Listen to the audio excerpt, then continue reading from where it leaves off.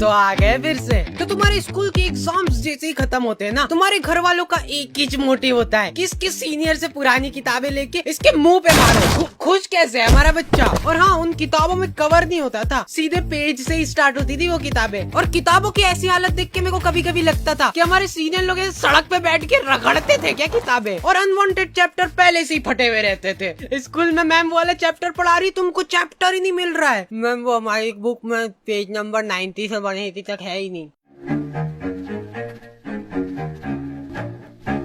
Anyways, गर्मी की छुट्टियाँ। तो गर्मी की छुट्टियाँ पढ़ते से हम लोगों ने असेंबल करा हमारा ग्रुप, दाल बाटी युवा मंडल। हाँ, हमको भी हमारे ग्रुप का नाम शुरुआत में थोड़ा ऐसा अजीब लग रहा था, कुछ ऐसे किसी चीज की कमी लग रही थी। तो फिर हमने दाल बाटी प्लस रायता युवा मंडल रख दिया। और हाँ, मेरे को आज तक ये बात समझ नहीं आई कि ये स्कूल वाले अप्रैल में स्कूल लगा के क्या कर रहे हैं। टीचर लोग तुमको एक एक चैप्टर पढ़ा देंगे अप्रैल में, और फिर जब तुम भूले भटके 2 महीने की गर्मी की छुट्टियों के बाद स्कूल आओगे। बेटा, अप्रैल में पूरा कोर्स निपटा दिया था अपन ने, आंखों में भटिंग करके चैप्टर निपटाते, याद नहीं क्या तुमको?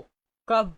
और ये जो गर्मी की छुट्टियों के मजे रहते हैं ना, ये सिर्फ शुरुआत के 5 दिन रहते हैं। उसके बाद तुमको सूझनी पड़ेगी कि करे तो करे क्या। मैं सो के थक जाता था, फिर सो के उठने के बाद मेरे को रेस्ट करना पड़ता था। तो इतनी आलस फैलाने के बाद हम लोगों को ख्याल आया दाल बाटी प्लस रायता युवा मंडल का। अब बात हमारी नहीं रही है, दाल बाटी प्लस रायता युवा मंडल मल्टीप्लाई बाय चूरमा भी कर दे क्या? तो हमारी कॉलोनी में एक बार एक कुत्ते का पिल्ला नाली में गिर गया था। क्या मालूम क्या रो रहा था उसके नाम को। जिन लोगों को नहीं पता है, हमारी कॉलोनी में बहुत ही दयालु लोग रहते थे। ऐसे पूरी कॉलोनी वाले इकट्ठे हो गए नाली के आसपास। वो कुत्ता चिल्लाया जा रहा है और ये लोग हिम्मत नहीं आना, नहीं मर रहा होगा तो मर जाएगा वो कुत्ता ये सुन के। और कुछ बहुत ही ज्यादा मंद बुद्धि लोग, अरे ये बड़ा वाला बटाबंद ऐसे अंदर फेंकते नाली के अंदर तो इससे से प्रेशर दबाव बनेगा और वो पिल्ला ऐसे उचक के बाहर आ जाएगा, है कि नहीं? घर जाओ, आप हो गया आपका। और लड़कियां, ओह वाह कितना क्यूट है, मर जाएगा वो। फिर मैंने सोचा कि ये दुनिया बहुत ही मतलबी है, इसलिए मेरे को भी अब मतलब ही बनना पड़ेगा, क्योंकि वहाँ पे लड़कियां भी थी। तो मेरे को ऐसा लगा कि अरे मैं ऐसे किसी की जान बचा के एकदम हीरो की क्या बात है, ऐसा कुछ हो जाएगा। अरे आजा। और मैं पूरा ऐसे डायलॉग वगैरह लिख के ले गया था कि पिल्ले को निकाल के ये बोलूंगा, अगर मैं नाली में हाथ डालने से किसी बेजुबान की जान बच रही है तो मैं डालने के लिए तैयार हूँ हाथ नाली में।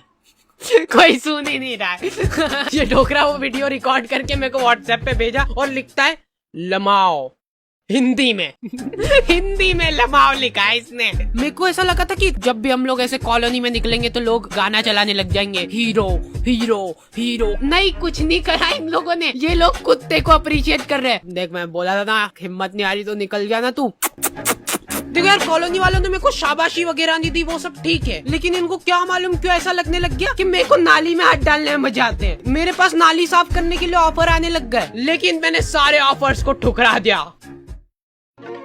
फिर हम लोगों ने रोज शाम को क्रिकेट खेलना चालू करा, साइकिल का स्टंप लगा के। लेकिन हम लोग जैसे ही खेलना चालू करते थे ना, ये डोकरा 1 किलो तंबाकू की थैली लेके आता था और इसके घर का गेट खोल के वहीं पे सामने फंसर के बैठ जाता था। और इस डोकरे के आसपास भी बॉल चल जाती थी ना, तो ये हमारी बॉल लेके घर में भग जाता था। अब इस डोकरे के पास ऐसे बॉल तनाते हुए जा रही है और ये डोकरा आजा, गले मिलना है क्या तुमको बॉल से? ये क्या है? नहीं, क्या पोज है? वो प्लास्टिक की बॉल ऐसे चट करके चीटी ना।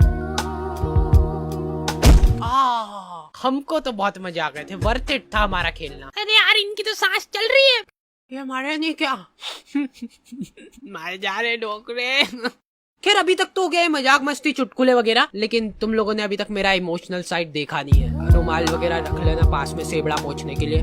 तो एक बार की बात है, एक छोटे से गांव में एक छोटा सा डोकरा रहता था, मतलब हाइट छोटी थी उसकी। उस डोकरे को चूसने का बहुत शौक था, आम चूसने का बहुत शौक था। वो बहुत ही गरीब था, उसके पास आम खरीदने तक के पैसे नहीं थे, इसलिए जो लोग आम खाते थे उनके पास जाके बैठ जाता था और उनको नजर लगाता था। आपको भी खाना आम? 2 मिनट चट निकल जैसे, आम चाहिए इनको। तो वो डोकरे को कभी आम तो नसीब नहीं हुआ, लेकिन वो डोकरा हमेशा आम की गुठलियां समेटा करता था। 1-2 बार तो फालतू में ही लोगों ने उसको कूट दिया, ऐसे ही मजा आते थे लोगों को। फिर धीरे धीरे टाइम गुजरता गया और अचानक एक दिन वो डोकरा मर गया।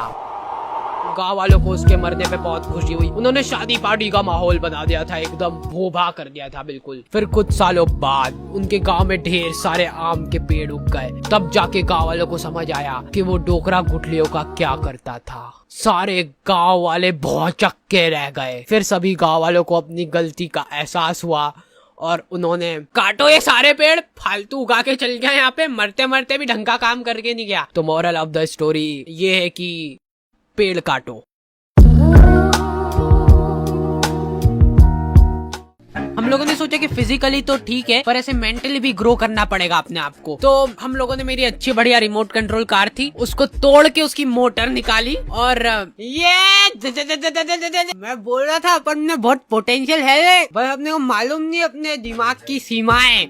और हमारे इधर एक टोपेश नाम के आदमी की किराने की दुकान थी, ठीक है। तुम 24 घंटे में से कभी भी इसके दुकान के सामने से निकलो, इसके 2 लफंगे दोस्त और ये तीनों का मुंह चलता ही रहेगा। ये तीनों ही खा खा के सामान खत्म करते थे इसकी दुकान का। नहीं पर उन भाभी को देखना एक बार, गौर से देखना एक बार, उनमें है कुछ अलग बात है उनके चेहरे में, ऐसे देख के हो जाता है। अरे नहीं, मैं बता रहा हूँ, आपने अभी उनको बिना मेकअप के देखा नहीं है, लेकिन नेचुरल ब्यूटी भी तो होती है कुछ चीज। भैया ये एक नीम वाली साबुन की टिक्की दे दो। ये लो हाजिर है।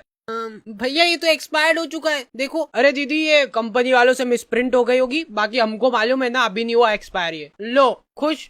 नहीं भैया रहने दो। अब ये तीनों अपना पॉइंट प्रूव करने के लिए टंकी के नीचे नहा के बता रहे हैं। देखो दीदी ये झाग बन रहा है बढ़िया। देखो कुछ हो रहा है क्या? हमको कुछ नहीं हो रहा ना। लो ले जाओ, मैं कह रहा हूँ। लो अब ले जाओ, ये वाले एक ही था हमारे पास, बाकी के सारे साबुन ये दोनों खा गए।